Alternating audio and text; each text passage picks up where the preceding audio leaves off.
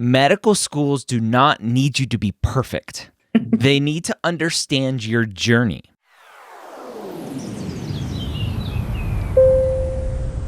Ask Dr. Gray Pre-Med Q&A, brought to you by Blueprint MCAT. How are you doing today? I'm doing very well, Dr. Gray. Thank you. Yeah, you're welcome. What can I help you with? So I am just a little bit of a background. I'm a medical service corps Army officer, and I have been on the pre-med path for about 10 years. And this is due to being in the military for 14 years and moving 10 times. So this question is for other military or veterans that follow the non-traditional path. How do we solidify our applications by showing that we have 7 transcripts, 8 transcripts, multiple withdrawals from deployments that we weren't told about, or training exercises that come up unexpected, or just simply in my case, just having those breaks from not able to just continuously get that pre-med education. So what do we do to tell our story? Yeah, you check the box that says you've served in the military or are currently active duty, and then you'll have the opportunity to expand where needed. I think at the end of the day, the fact that you're going to check that box, that you're a military member, the fact that a lot of your activities are going to be around the military is going to tell the person reading your application that, I guess this person was in the military. And that comes typically, and I'm a little biased because I was in the military, so I understand a lot of these things. It typically comes with that understanding that you're going to have a non-traditional path. So I wouldn't worry about it. I would just tell your story the best you can. Where it comes up, the fact that you're in the military, it's going to come up and you're going to talk about it. And then that's it. Some schools will have, as part of their secondary application process, they'll have questions that may be very specifically perfect for you talking about this, where it's like, hey, if you've had any break in your education, if you've graduated and you haven't and you've taken some time off, what have you been doing? You'll have opportunities based on secondary questions that schools may ask. In terms of the primary application, it's really going to be that military service question, and then just your activities being focused in and around the military. Okay. So I have a question about that. Obviously, normally when we look at volunteers, we like to see people with consistency, perhaps at one organization. Yep. So again, especially as an officer, when you're moving every 2 years, you're not able to show that consistency. So Yep. Is that frowned upon that, we might volunteer, we might do a blood drive, and then we might volunteer at a homeless shelter. So you're going to see all these different variations of events instead of having, I've been somewhere for 2 or 3 years. Is that frowned upon? Typically, right? We would typically go, who is this person and why can't they hold down a job, right? A volunteer experience or whatever. Is there something wrong with them that they keep getting fired? They keep getting told, yeah, we don't want you back. Don't come back. Again, from a military perspective, you have a reason. And that's always the biggest thing is, if I'm reviewing an application and I go, what's going on here that they're jumping around so much? Mm-hmm. What's going on, right? I see a transcript with 8 different schools. I see activities that last 10 hours, 5 hours, and then you move on. Well, first of all, a lot of those activities may not make it into your application depending on the application service you use, right? For AMCAS, you're limited to 15 spots. For COMAS and TMDSAS, they're unlimited, so you may want to fill in all of those little ones. For AMCAS, maybe you just combine various activities and just put them into one activity is one option to do that. But again, I come back to, you have a reason, right? It's not just that you're a terrible person and nobody wants you around. It's the fact that you're an awesome person and the military keeps moving you around to different places to spread your awesomeness everywhere. So that's just part of the problem. I'd like to expound upon that. So in my personal journey, one thing, and I actually hope I don't have to speak about this in an interview, I've volunteered and I've obviously committed myself to service for almost 2 decades. I'm in a very rigorous post-bac program. Hopefully, I'm able to say I'm at Thomas Jefferson University's post-bac program. Cool.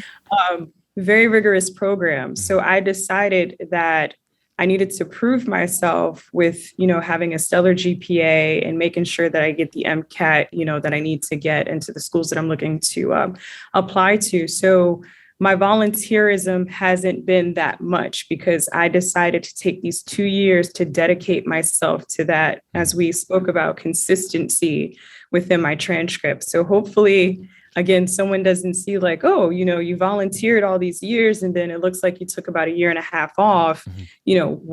What is the cause? And I want to say, well, obviously, a very rigorous program and battling, duty as well. So just hopefully, that's not too bad. Yeah, I think there's always concern, and this is why I made up this new club that I'm chartering called the OPC, the Overthinking Pre-Med Club. There's this concern that it's like, oh, they're going to see this gap and they're going to wonder what's going on and blah blah blah, and that's partially true. There may be concerns of like what's going on. I lined up all of your activities here, and it's been a while. There's this big gap there, but then your transcripts are there too, and they can see the time where you have a gap in your activities is a time where you're in a post-bac program, and they're not dumb people reviewing your application. They can go, oh, I guess you took some time to focus on grades. Okay, great. Ideally, best case scenario, you're still doing some stuff, but that's not always doable. And if you're still active duty, you're in your reserves or whatever, you still have other commitments on top of the post-bac program, and so it's all understandable. Medical schools do not need you to be perfect. They need to understand your journey. They need to understand why you're doing this. They need to understand and have confidence that you're academically able to do well in medical school, that you're academically able to pass the boards the first time you take them, that you can communicate, that you're compassionate, empathetic, and all these other core competencies that they're looking for so that you'll make a good doctor on the other side as well. And so for a non-traditional student like yourself who has amazing experience being in the military, going through a rigorous post-bac program to prove your academic ability, doing all of your clinical experience and shadowing and volunteer and all this other thing, like you're doing it all.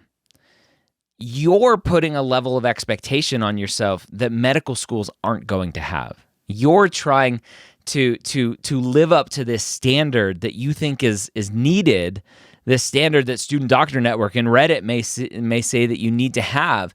And sometimes language that I use in terms of being consistent and all this other stuff that isn't, it's not something that is doable for every single person, every single situation, and that's okay. Absolutely. This is about the application. So how do I want to make sure my application does not look like fallacious. Hopefully I'm using that word right. When, for example, my last deployment, I was a forward surgical team XO. So I focused as my job, it was focused more around logistics, but I had the opportunity because I'm on a team with, surgeons and surgical capabilities. I was able to get shadowing hours. So on my team, there are it's no A and B team. We are the primaries, and we're doing that for 24 hours a day, for 9 months. Yep. So when I do the hours for that, it looks like I have over 6,000 shadowing hours. Yeah. And I don't want a medical school to look like, well, how'd you do that? And it's like, yeah. I have a job component, but I also, was afforded this opportunity to shadow. So how does that work with the application? Yeah, I think you just need to be reasonable, right? We all know being in the military, again, I'm biased because I've been there, done that. I served 5 years in the military. Now, is that 5 years times 365 days times 24 hours? Is that the number of hours I have? No, right? You have weekends off sometimes. Obviously, when you're deployed, you're 24/7. Theoretically, but you still sleep, you still eat, you still go to the bathroom and shower and all of that stuff, hopefully. So I just use common sense. The general thing that I say is just use an 8-hour day as your math calculation. I don't think you need to go crazy there. And be careful with the fact that your main job is doing one thing, but it afforded you the ability to also shadow. Those are not the same things. So if you have 8 hours for your main job, that's not also 8 hours for shadowing. I would try to separate out as much as possible to say, okay, my main job most days was about 9/10 of the time, and then the other 1/10 of the time I was able to kind of chill and just watch what was going on. So do some fuzzy math around that, but don't double dip the hours. Okay. Yeah, because that was definitely a concern of mine because yes, for deployments we're on. And I was like, well, I don't want it to look like I'm trying to fluff numbers, but I mean it's my reality. No, but it is, but it isn't, right? Because you sleep. I did. Okay. So Barely. It's funny because I was just at a conference recently with pre-health advisors, and this came up, the fact that people will put 24 hours a day for like doing Peace Corps and stuff like that. I'm like, no, like it's not 24 hours a day. And military members do the same thing. I'm like, it's not 24 hours a day. Like, yes, theoretically, technically, but don't do that. It's just Gotcha. Weird. Okay. And then, so I have a question about, and I know it can vary case by case, but again, I think this is, like you said, we're putting these expectations on ourselves when we're non-traditional students. I'm older. I'm like, okay, in my head, I want to cast my net wide. Yep. And I've listened to some of your previous podcasts. I don't think I'm going to apply to 30 schools, but I'm like, I'm nervous. I see some of the people with like 5.28s and 4.0s and putting in 18 applications and getting accepted to like 7. So I'm like, yeah, what's going on? Like, should I just do it? Like, so just kind of like, what is your overall, response to that? And I think it's a game of numbers at the end of the day. You have to do the research, find the schools that you're super interested in going to and applying to, and do some visualization, like opening up that acceptance email or getting that phone call saying, hey, congratulations, you've been accepted to insert med school here. And like, what is your visceral response to that? Is it like, oh, I don't want to go there. Like, don't apply to that school, right? It's as weird as that. At the end of the day, it's time and money. It's money to apply, to add each school, to apply typically for secondary applications. And then it's time to fill out all of those secondary applications, to do all of the research when it comes down to finding the schools that you're interested in applying to. The average these days is 18 for AMCAS. The average, I think, is 9 for DO schools. So the numbers are creeping up. Those numbers have gone up a bunch since I've started looking at them over the last several years. I think the average used to be, when I first started looking at this, probably 2013, 2014, was 14 schools. And so 4 schools times 60,000 applications or applicants, that's a lot of extra money that the AAMC is raking in, and that students are spending. So I think it really just comes down to time and money and just confidence. And are you going big or going home? Do you want to be one and done? It's hard. It's hard to put a number out there. That's very true. And then, I'm doing 3 application systems. So yeah. Yeah. I don't think, have you taken the MCAT yet? I have not. I'll be taking it. I'm applying next year, and I'll be taking my MCAT, I believe, June 2023. Okay. It's a little bit late. If you can help it, ideally you're taking it a little bit earlier, just so you have your scores back, so you understand what that score is before you apply. Typically we recommend January to March so that you have time to retake if you need to in June. But that's something you can work on. The biggest thing for you, right? You mentioned the 4.0 528 students. If you watch Application Renovation, I had one of those students on 4.0 528, but his application was terrible. It was terrible. And I told him it was terrible. So I'm not like, it just wasn't a good application. It was like, hey, I'm just really smart, and so I want to be a doctor. And he had one activity that kind of went to the fact that he was interested in looking at medicine that was only like a 6-month period of time. And then he's like, cool, I'm done. I'm going to go do something else. Right. So as a reviewer looking at it, I look at someone like that and go, okay, you're smart enough potentially to be a doctor, but I don't think you want to be a doctor. Yeah. And so for you, your stats may be less than a 4.0 528. 99.9% of students are going to be less than a 4.0 528.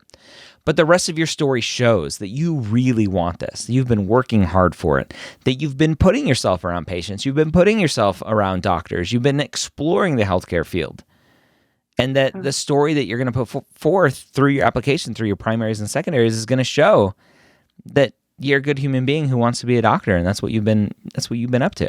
Yeah, this has been like a second life. Yeah. How long this journey has taken, but it is humbling, very humbling, and very rewarding at the same time. So that one word right there tells me that you're leaps and bounds ahead of the 4.0 528 students applying to medical school saying, I'm smart enough, I want to be a doctor. They are not humbled. Every day. Every day. I have faith that you will be fantastic through this application process. Thank you. I appreciate that. I have, I think, one more question, and then I won't take up too much of your time. So you mentioned taking the MCAT early, and I think for me, again, that's the whole SDN Reddit situation. So a lot of medical schools that I do plan to apply to, they allow you to have biochemistry to cover your second semester of organic chemistry. I've been a little nervous about that, and my program does allow for me to take biochemistry in the fall, and I can take my second organic in the spring. Okay. I've just been a little nervous to try to balance that because I feel like organic chemistry is that make or break prerequisite. It's been going well, but I'm waiting for that. That's why I decided to push it until January, so that way I can focus, complete my post-bac program, which would be April timeframe, and then have those 2 months to focus. But if you're saying that January is too late, then I wouldn't say it's too late. June, you mean June too late? June. Yeah, it's not too late. It's just not ideal, and it's not ideal for a few reasons. Number one, if this is your first time taking the MCAT, you have no idea how it's going to go. And so getting your score back in July and hopefully still submitting your application before then is tricky. And so what a lot of students do is they submit the application to one school, get their score back and go, great, I'm confident in my score. Let me add all the other schools. That's okay. That's less of a concern. The bigger concern that I see students run into time and time again is the fact that Mcat Prep gets in the way of application prep. Okay. Writing your personal statement, working on your activity descriptions, starting to pre-write secondary essays, all of that stuff gets pushed to the side because you start freaking out about the MCAT. Okay. That's typically what I see. So I like students to get the MCAT out of the way so they can focus on the application. And that's a good point. And that situation may not work for you because you're in your post-bac program and you need to focus on that and do well on that, and that's okay, right? Not every piece of advice that I say fits for every student. Understandable. But that's a great point because, again, I have 3 applications, and by the time I'm finished with my post-bac, like I said, 7 transcripts and probably about 140 something credits. Yeah. So yeah. That's a lot. Yeah. So It's a lot. if you haven't already, go sign up for a free MapDap account where you can start to get your transcripts and enter all of those courses into MapDap. So you can start to get a feel of what that's going to be like for your real application. So you can see if there's any hiccups requesting transcripts. So you can just go through that process.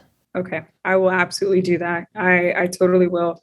I start, my program actually has the Mcat Prep, the Kaplan course embedded in our post-bac curriculum. Okay. So I would technically start in November, but now hearing that maybe early spring is a good time to take the exam, I probably want to flex, a little bit before Thanksgiving to start. See what you can do. And if it's too much, then that's okay. And it doesn't have to be perfect. You just need to understand some of the traps that you'll fall into that I see lots of students fall into, and just to understand those traps are there and prevent them as best you can. These are wonderful points and great words of encouragement. We definitely need it. And I thank you. I thank you from the bottom of my heart for what you do for all of us, not just pre-med, but I think overall for the healthcare system. You're going to make a whole bunch of better doctors just because of your mentorship that you've been giving us for the past couple of years. So I appreciate you. Thank you. 10 years I've been doing this. 10 years. Yeah. It's crazy. 10 years. So in terms of Mcat Prep, just a quick little plug for our sponsor, Blueprint MCAT.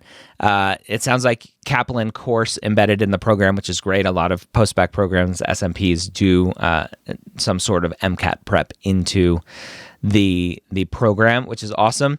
Full-length exams are great. Blueprint full-length exams, students say, are much, much, much better than Kaplan. So potentially, if you can swing it, check out some full-length exams. You get full-length one for free with a free account, as well as lots of other goodies as well over at blueprintmcat.com. So absolutely, go check those out. Well, from the bottom of my heart, from one military service veteran to a current military service member, thank you for your service, and thank you for going on this journey to be a physician and going from one service career to another service career. Thank you. Yeah. Thank you so much. You are welcome. Good luck to you. Keep us posted. Absolutely. Thank you so much. And to all the veterans, active duty, reservists out there, it can be done. It might take 10 years, but it can absolutely be done.